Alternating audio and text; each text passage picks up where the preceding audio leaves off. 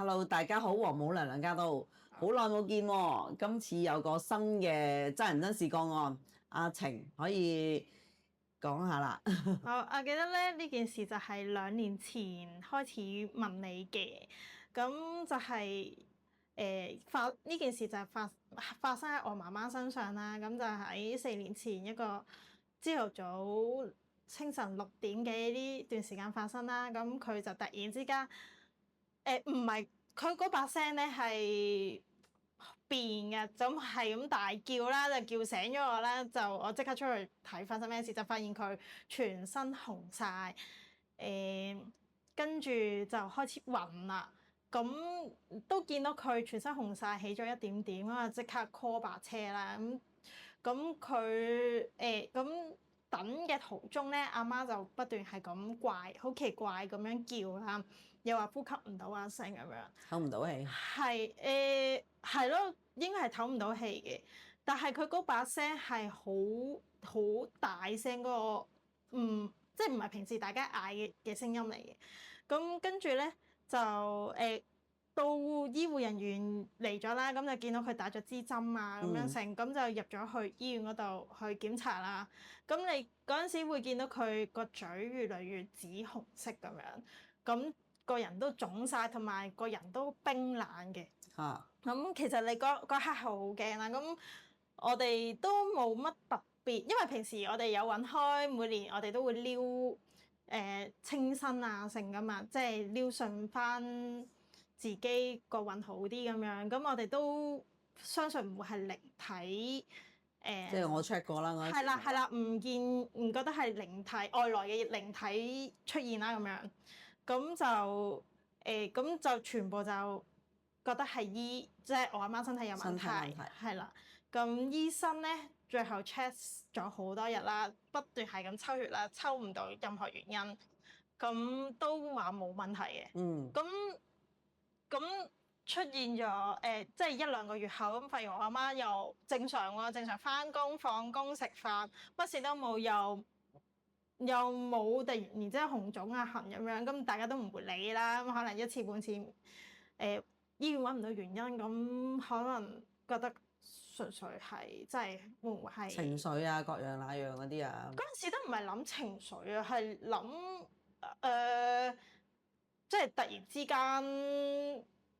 係咯，純粹係突然之間等醫生睇下發生咩事先咯咁樣，因為醫生係會有再檢查嘅，不過你知啦，要等好多個月再覆診㗎嘛。係政府醫院。係啊，冇錯。咁跟住佢第2次病發係隔咗1年。1年後。係啦，咁醫生又冇特別講咩喎，又 check 唔到任何嘢啦。咁嗰陣時我哋都冇去再未揾你去問啦。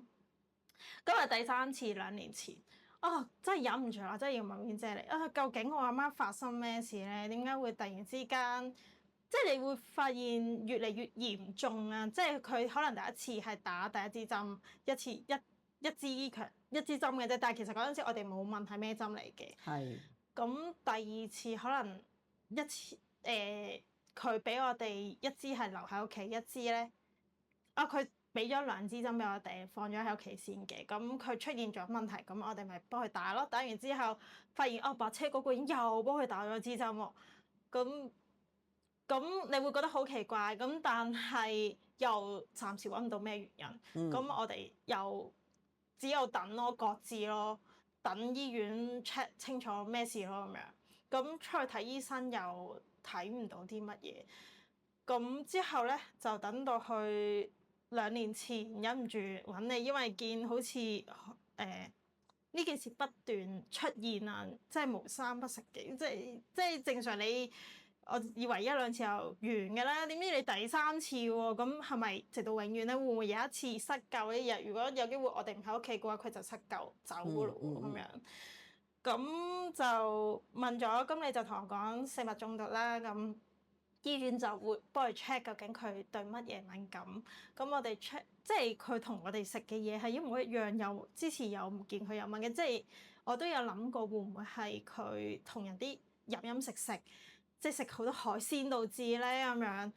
咁有一日阿姨知道咗呢件事，佢同我講：喂，其實會唔會係你打咗啲你會唔會有打過啲某一啲針啊？咁你注射都係植入身體㗎嘛，你唔一定係食落口㗎嘛。發現係喎，呢一件事真係阿媽打咗一啲針啦，咁就發現過咗幾個月咁樣就突然間出現啦，係啦，即係發現好似真係有機會係咁樣。咁但係我哋都做唔到啲咩，因為我哋唔識啊嘛。咁就等醫生去睇下可唔可以有一啲解決方法啦。咁醫生其實咧就再揾，即係政府轉介咗一啲再勁啲瑪麗醫院嘅醫生啦。咁都一直係咁 check，咁都仍然都 check 唔到啲乜嘢。咁跟住咧就等到去有一日，我阿媽咧就走，即係去探親啦。咁嗰個親戚咧咁啱又有陰陽眼嘅，咁佢就發現咗，喂，點解你會有2個小朋友靈體跟住咗你嘅？男仔嚟嘅喎，有衫有剩嘅喎咁樣，即係身光頸靚啦，佢話咁樣。咁阿媽就覺得好奇怪嚇。咁我哋都覺得好奇怪嚇，冇可能嘅喎，咁我哋有父噶嘛，點會入咗嚟咧？咁跟住後尾咧就阿媽翻到屋企就發現，就同我講啦，喂，唔係喎，你阿嫲喺即係大過我老豆啦，咁啊當60年前啦，咁應該係走咗2個小朋友嘅喎。我話吓，點解阿媽你又知啊？阿嫲走咗2個小朋友嘅，佢話阿嫲同我講嘅就係因為30年前咧咁生咗我家姐，咁我阿爸揸車，咁就唔知咁揸一個貨櫃車啦，咁佢哋3個碌咗落山，連車連人係啦，碌就咗鏟咗落個山度，係冇錯，咁就冇死到喎，咁大難不死啦，咁但係就我阿媽個嗰啲身體就不斷病冇好過，咁最嚴重係起唔到身。咁因為嗰陣時我都未出世，我聽阿媽講嘅，咁佢就忍唔住啦，咁就問就識人，即係搭上搭啦，咁就去問米咁樣，咁就同佢講話佢不斷病啊，但係佢就冇講車禍呢件事嘅，咁即係冇提過嘅，完全冇提過，就係話點解會成日病嘅咧咁樣？佢話你前排應該出車禍喎，你應該有2個男嘅小朋友靈體救咗你喎咁樣，咁佢就好驚訝啦，就話佢又冇落過小朋友，咁點會突然之間有2個小朋友靈體咧？咁啊周圍問啦，因為嗰個阿姨咧就講話係親人嚟嘅，咁就問男家女家，即係我阿爸阿媽嗰邊啦，就問喂有冇人跌咗個小朋友啊？2個男嘅，或者冇要啊咁樣。係啦，咁阿嫲就話係啊，我有2個小朋友唔見咗跌咗咁樣，係啦，咁阿嫲就都講佢係流產啫，佢唔係刻意去落嘅。係啦，佢阿嫲都有講其實。懷到6、7個月左右，咁大㗎啦。係啊，突然之間冇咗心跳，冇計，咁就可能嗰陣時技術引流啦。咁阿媽就即刻講話，喂，你嗰2位小朋友跟住咗我喎，咁你係咪應該快啲搞咗佢啦咁樣？咁嗰陣時大家都唔識㗎嘛。咁阿嫲就再揾一個人，咁我唔知佢喺邊度揾啦，就話。我送佢2位小朋友去外國結婚咁樣，咁就同我阿媽講，喂，我送咗2個小朋友外國結婚㗎啦，冇嘢㗎。俾咗錢搞㗎啦，乜都冇理咁樣。係啦，佢就係純粹俾錢咁樣啦，因為我阿嫲就唔識嘅，即係其實大家都唔識啦，咁純粹俾錢就覺得OK 啦咁樣。咁阿媽咧就好奇怪地，佢又冇事喎，即係整完就冇嘢。係啦，佢就冇再病咯喎。咁多年啦，係啊，咁就。大家唔好理咯，係啦，咁直到發現點解會有2個小朋友，咁咪即刻梗係問你啦，死啦！我阿嫲係咪有2個小朋友喺度？咁你再 check，係喎，你係咪嗰2個小朋友跟住我阿媽喎？因為我係有少少感應嘅，即係我嗰排我覺得都係有少少奇怪嘅個感覺，但係咧我覺得哇，我有符㗎嘛，我唔驚咁樣。同但係你埋我親人嚟㗎嘛？係啦，同埋我又你符係唔記祖先、唔記親人㗎嘛？係咯，我就冇諗過哦，原來我哋係有親人上傳咁入咗屋咁樣，係啦，所以好奇怪地，阿媽問完你啦，話約咗時間去處理嗰陣時咧，阿媽有一日瞓醒，突然之間喺個腦海嗰度彈咗嗰個小朋友嘅樣，佢係即刻好驚啦，就佢話佢個樣，因為佢見過爸爸以前嗰張相，好似我阿爸嘅，係係兩個好似樣嘅，咁啊相信應該都係嗰個佢英靈啦，係啦係啦，嗰個靈體咁樣。咁啊，咁嗰陣時就約咗你要嫲嫲啦，處係啦，理要嫲嫲嚟處理，係啦，你就即係唔可以淨係你阿媽，係係，咁你知啊，阿嫲係信教噶嘛，係耶咁穌嗰邊嘅，係啦，冇錯啦，咁我就同阿嫲講，阿 Win 姐話咧，因為阿嫲都有揾開你咁，有揾你噶嘛，係有撩過，咁係啦，咁我就即係要所有嘢如實同佢講有兩個小朋友走咗喎，即係仲未走喎，跟住咗阿媽，咁阿媽就不斷病咁樣。咁因為其實阿媽之前都有講過咧，就係話總之有即係阿嫲嗰兩個跟住佢，佢就病，即係30幾年前咁，佢病到起唔到身啦，咁而家又病到要休克啦，咁佢就覺得啊應該係會唔會係咁樣形成咧？即係有機會咁樣啦，即係唔係話嗰個小朋友害你，但係純粹我阿媽個氣場太弱，弱得滯啦，係啦，我再跟翻佢咯。係啦，咁就純粹係純粹跟住咗佢個氣場啱，阿媽咪病咯，即係唔係話佢害我哋嗰啲嘅，唔係嘅，係啦，咁就我就同阿嫲講話跟住咗阿媽啦，咁但係咧就要求赦嘅，要向地藏王菩薩上 Win 姐個道場求赦嚟得唔得先咁樣？佢話冇問題啊，我信㗎，我信地藏王菩薩㗎咁樣，咁就。其實我開頭我都有同佢講，其實咧神咧就冇分咁多嘅，即係都係即係上面全部都係可能朋友嚟嘅，係啦，即係你唔係話一個宗教就排除另一個宗教，我話可能呢個係人嘅想法啫，咁上面神定邊個忌諱呢啲嘢？係啦，咁我就咁樣同佢講啦，咁佢 OK 咗呢樣嘢，咁我就帶咗阿媽同阿嫲上嚟，咁我都記得嗰日。嗰日咧就我好肚餓啊，跟住個半鐘香啊嘛，係咪啊？係啊。阿嫲就要去到個半鐘。臨尾啊。係啊，最後一刻先批咗。最後一刻先批咗。其實我都有啲驚，究竟批唔批嘅咧？咁阿嫲都覺得啊死啦！其實係咪因為我信咗教，所以唔得？係啦，嗰陣時我記得佢都忍唔住問你哋，喂，我係咪因為信咗教所以唔得咧？你哋都有講，你信唔信呢件事？佢信，信唔信地藏王菩薩幫到你？信，咁係咯，咁你就要。佢真係最尾收咗息啊支香。係啊，我好驚。咁跟住咧，佢咁，因為咧，其實我嗰陣時同阿嫲傾偈咧，個意欲就係阿嫲，我懷疑係咪因為阿嫲覺得呢件事唔係我做錯咧？唔關佢事，佢覺得佢唔關我事，係因為佢自己冇心跳啦。我唔係唔想生嘅，我想生佢嘅，但佢冇心跳，我都無奈。係啦。咁而家唔係我特登整死佢噶嘛，咁樣。係啦。係啊，因為佢都生存唔到，必須要流產啊，即係做人工引流啦。冇錯，所以阿嫲覺得呢件事就唔係佢問題啊嘛，所以佢想幫佢哋去投胎嘅，我相信，但係純粹覺得。唔係呢件事唔係佢做錯，所以唔知係咪咁樣要佢誠心去懺悔，都似係咁遲咧。係㗎，真係㗎。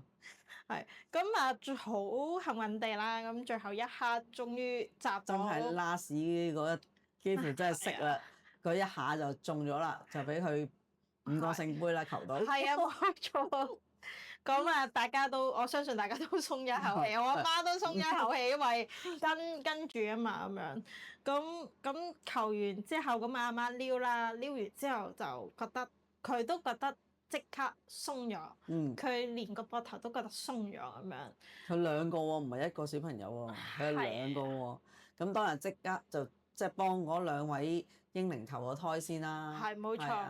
咁因為其實近日我屋企都幾多事發生，即係唔係講靈體嗰啲事啦，係屋企嗰啲事好多轉變啊，係啦，好多嘢煩咁樣。咁其實阿媽個情緒都有啲大起大跌，咁我哋都有諗過呢個病係咪有情緒引起嘅咁樣？因為醫院幫佢照晒全身都唔見有腫瘤。情緒係會好影響個身體嘅，即係個裏邊嗰個機能啊，同埋嗰個免疫系統。係啦，咁我哋之後再揾醫生去覆診，醫生都有同我哋講話，阿媽呢個病係一定係存在嘅。咁我哋梗係唔會同醫生講話，阿媽原來有兩個嬰靈，唔會講呢啲啦。咁佢話呢個病係一定存在嘅。咁但係暫時我哋未揾到嗰個病係邊個位咁樣啫，係啦。咁咧就咁平時對佢都要有啲藥食咁樣，咁佢可能要繼續食藥啦。咁佢之前都啱啱都講話太多事發生啦，咁佢情緒大起大跌啦，佢有病發嘅，病發過好幾次。好彩就係佢冇再去，即係冇再休克入醫院咯。我見到佢有起疹嘅，但係冇嚴重到我暈咗喺度啊，但係小便失禁冇呢啲咯。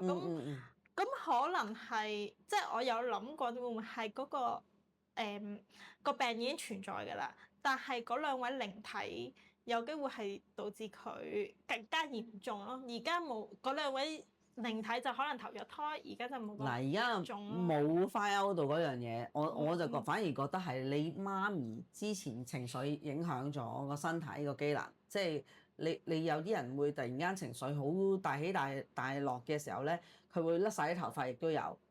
有冇聽過啊？有。係啊，有啲人可以一夜白髮，亦都有嚇，或者你話齋成身出晒紅疹。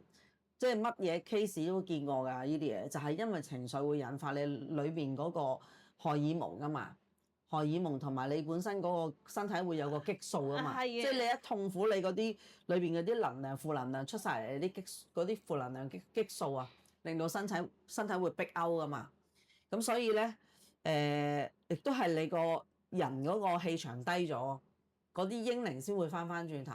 但係分分鐘嗰兩個嬰靈都係想幫佢喎。係，我相信係嘅。我相信兩位嬰靈冇諗過害我阿媽嘅。係啊，都係諗住幫佢嘅，但係又咁好彩，即係佢又遇到我哋啦，係咪先？你又識我哋啦，當初就唔識我哋啦，所以係冇錯。阿嫲就俾人昆咗啦，係咯，冥婚啦，就走咗去話外國冥婚啦嚇。係。咁佢話我因為我當初嗰日同佢講，我話你冥婚，你在唔在場㗎？我唔在場啊，俾咗錢就算㗎啦。係。咁啊，何謂冥婚咧？阿嫲都唔識。係咯，你要喺度㗎嘛，你要在場㗎嘛，你要做一個法事儀式㗎嘛，照計就咁你又唔在場，你淨係科水俾錢，跟住唔理，又冇見又冇搞，人哋有冇搞你亦都唔知嚇，可能你淨係幫你燒啲衣紙，等佢兩個安安樂樂，或者有啲衫褲鞋襪咁咪算咯。係嘛？咁所以嗰輪就唔搞咯，亦都冇翻嚟咯。即係佢個可能都係嘅，都係。係啊，所以你要諗下做唔做到先。你都冇在場點做咧？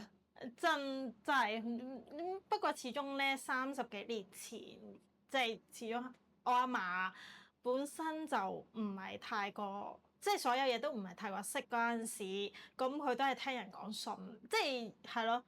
30幾年前就係因為你阿媽。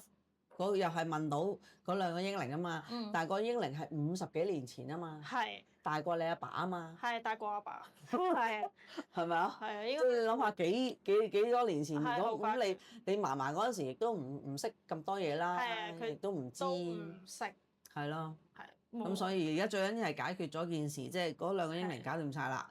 咁但係你媽咪就身體真係要自己唔好咁激動，唔好樣樣嘢嗰個情緒咁大起大落。不過好幸，即係總之我會見到兩個分別就係佢，因為嗰陣時發病係真係怪叫話唞唔到氣，一開頭同埋最恐怖嘅係佢永遠係5、6點發病，咁大家瞓緊覺㗎嘛，喺度嗌啊嘛。係啊，咁你起身咁你會有啲彷徨㗎嘛，同埋佢都同我講話手心痕咗先嘅，同埋好奇怪佢會要去廁所咯咁樣，咁但係而家見到真係個靈體走咗就即係。唔係話冇咗呢個病，係我覺得係減輕咗咯。阿媽都覺得佢即係痕，即係嗰陣時佢會成身覺得好痕嘅，痕嗰個程度唔誇張，即係冇以前咁樣少咗好多。係啦，唔會痕到會暈咗喺度嗰種嘅，因為佢第二日佢都有俾我睇佢個肚起咗嗰啲爛，係啦，係真係有爛嘅，但係你會見真係純粹有爛咯，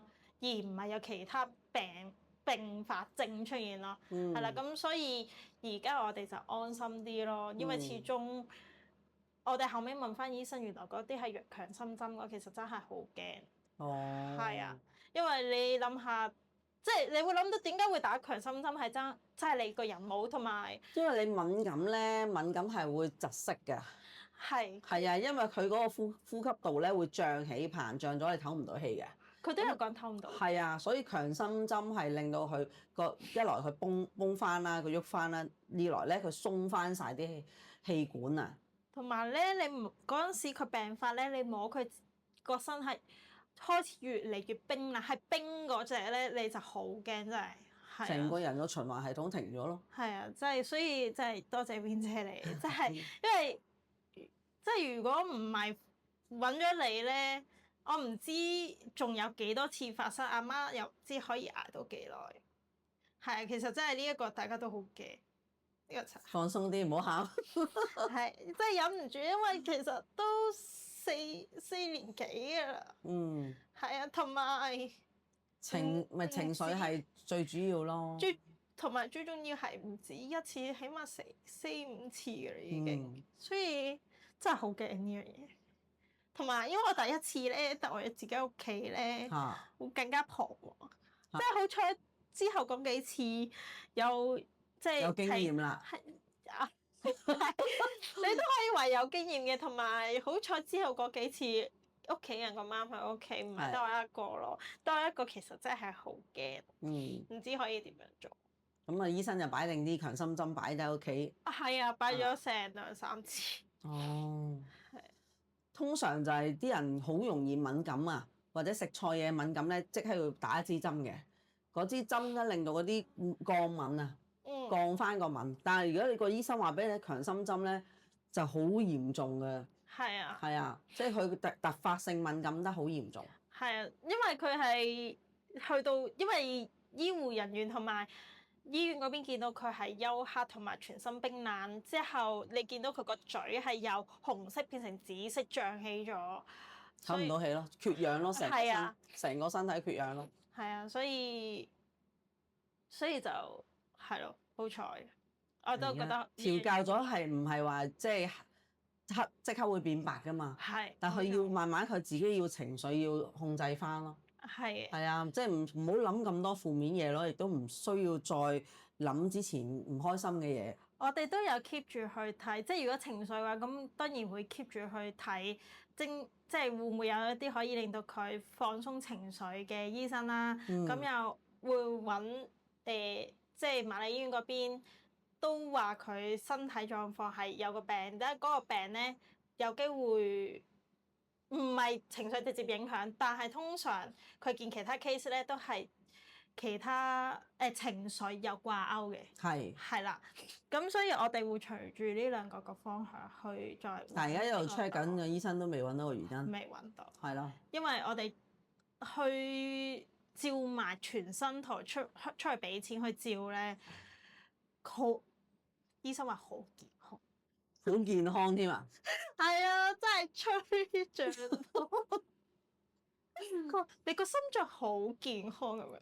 咁我都同阿媽開玩笑喎，肯定係我因為以前記得你多啊，所以你血液循環好健康啊！你而家係啊。唔係咁，你如果佢講得健康咁，就安心咯。最緊要反而調翻轉係調節翻自己情緒啊！真。係係啊，即係你凡事睇開啲啦，係咪啊？生老病死係必然嘅，係嘛？如果你太緊張個生老病死，咁個人就會好容易情緒低落㗎啦。啊，都係啊，佢都睇得幾多呢一樣嘢，所以係尤其是因為始終我知道阿媽係比較重情嘅，咁可能對上啲父母有少少問題，佢就會好緊張。係啊，放鬆同埋啲啦。有啲可能唔關佢事嘅嘢，孝順係啦係即佢都係啱嘅，孝順係啱嘅，但係你唔可以即係咁重個情緒擺落去，因為你自己都唔掂，你點可以照顧啲老人家咧？係啊，所係咪？以我都唔知點樣可以令到佢放鬆啲。